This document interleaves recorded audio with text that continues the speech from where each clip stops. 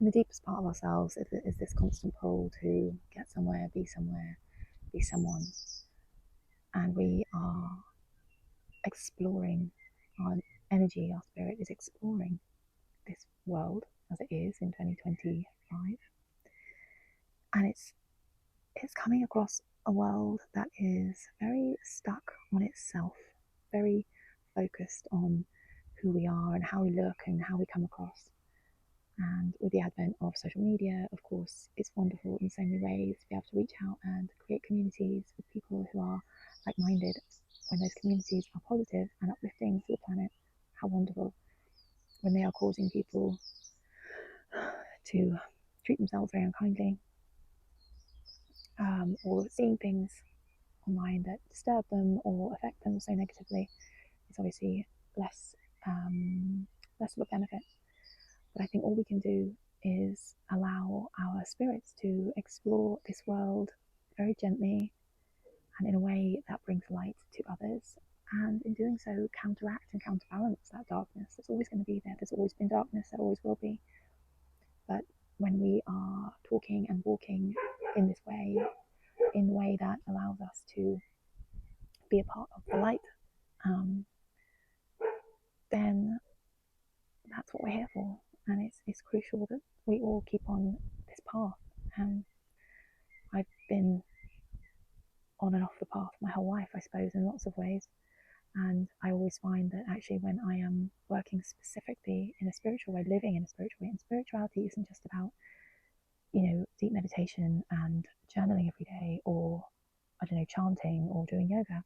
Living spiritually is just living at one with the world that we're in and spending time in it. And I'm talking more and more about this because I feel like it's something that I've been really told to talk about recently, is this idea of being where the energy of life is.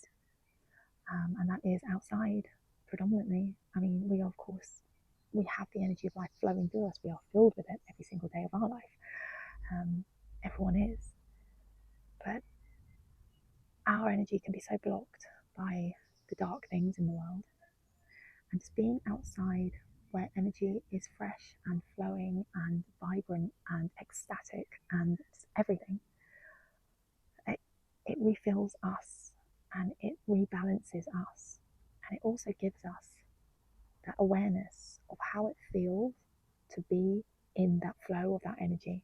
When you're outside, I know we all sit on our phones now. I mean, I've been out here working on my phone, recording videos for people, but it's just being out here. I can feel myself softening. I can feel my mind calming down. Everything is gentler when you have that time outside, even if it's just a sunny spot, near where you work, and you can just kind of get your face in the sun and just allow it to bathe you for a few minutes. Just picturing yourself on a beach. Just being wherever nature is. And it gives us, it gives us that feeling of what it feels to be nature. We are nature. And I know we kind of go, oh no, bee, oh, it's an ant on me. But I mean, we are the bee, we are the ant, we are nature. And I think we've kind of got this to this point in life where we're like, I live in a house with a roof, and I'm very grateful for that. But I'm also trying to respect the fact that when I'm outside and I'm lying on the lawn, there might be an ant on me, or several, because I'm in their home. And I'm trying to understand and re-jig my mind to recognise that I am nature. I'm part of nature. And when I'm in nature, I'm meeting life where it's happening. I'm existing exactly where I should be.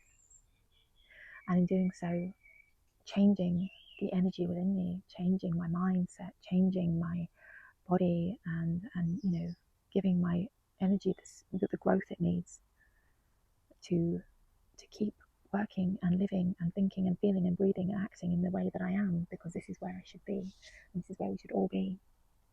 And I feel like I am rambling a little bit, but I've just let spirit kind of take over my vocal cords a little bit here, so I'm hoping it's resonating with some of you, and that this idea of being where life is something that perhaps you're experiencing yourself and enjoying, or if not, try it. You know, I know we live in this world where we have our 7 second interest levels, and we go outside for 7 seconds and we're like, well, now what? I'm bored.